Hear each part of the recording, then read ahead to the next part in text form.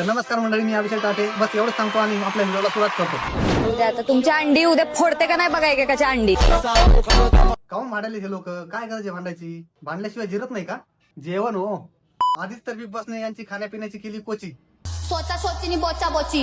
हिचे असले शब्द पाहून काय म्हणू? कोणीही मी नॉनसेन्स आहे. ठीक आहे, ही नॉनसेन्स आहे. सगळ्या महाराष्ट्राला माहित झालं, ही तिच्या तोंडाने सांगते ती. कॉमेडी करून भांडण. हे माझं स्टेटमेंट आहे. हे काय कॉमेडी करतो? तुझ्या आईचा घो, तुझ्या कॉमेडी करतो रे. पण जेव्हा ही कोणाच्या प्रोफेशनवर बोलते तेव्हा तो तंबाखूचोर सगळ्या कुत्र्यागत तिच्यावर धावून जातो.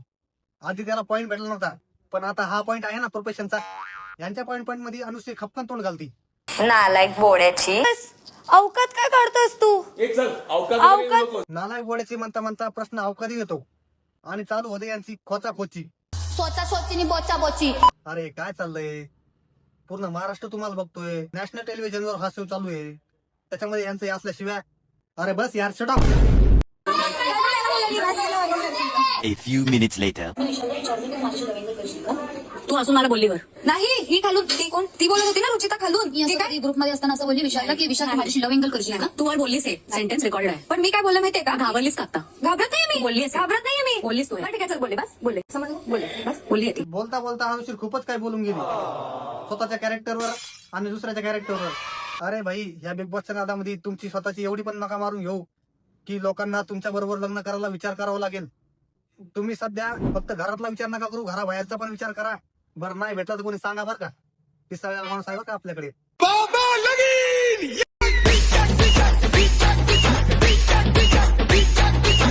करता लग्न त्याचं? करता लग्न करता म्हणून मागतोय अरे किती क्यूट बच्चे. तुमचं नाव काय? मी त्याला प्रेमाने चिंटू बोलते. अनुश्री, लहान लेकरांना तुझ्यामध्ये जमीन आसमानचा फरक आहे. तुला कसं कळत नाही? तुला हे लेकरागत शोभा देत नाहीत अनुश्री. एक मौका दे, मौका दे, मौका दे, एक प्रभू, आपण ऑपरेशन साठी गेलो आहोत. घरचे बघतील तर काय विचार करतील? आधी ह्याला भाजायला पाहिजे होतं, मग बिग बॉस मध्ये पाठवायला पाहिजे होतं. तसं तर तू पहिलेच भाजलेला आहे. सांगायची गरज नाही, भाजायची गरज नाही. या घरातल्यांचं बोलता बोलता बाहेरच्या ढोलकीवाल्याचं बोलायचंच राहिलं. गावठी बिग बॉस ज्या जागेत चालू होणार आहे त्या शेतात मी उभा आहे मित्रांनो.